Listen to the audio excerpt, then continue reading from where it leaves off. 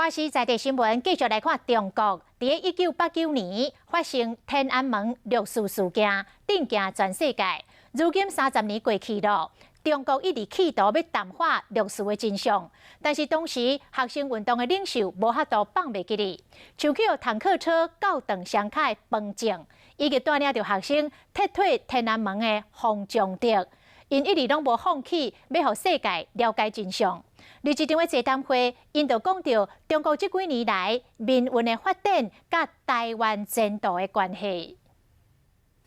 中国六四事件过30担，当年的学生领袖已经为少年的学生到知天命，也就是50的年纪啊。昨中国民运人士出席座谈会，讨论中国民运的发展以及台湾前途的关系。方正这位伫六四事件内面英勇救人，却互战车交过，从此失去双凯学运见证者。讲到中国处理六四的事件，伊认为中国瞬间镇压的痛，比袂过暗砍真相的痛。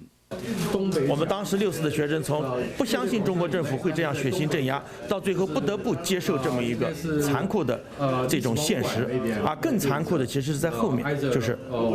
他会让你去不得已的去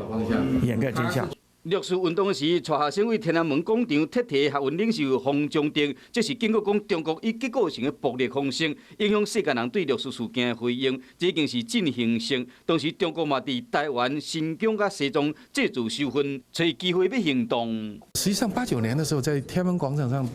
整个北京他们都是把警察撤掉的，就是希望社会就乱了，他们中共就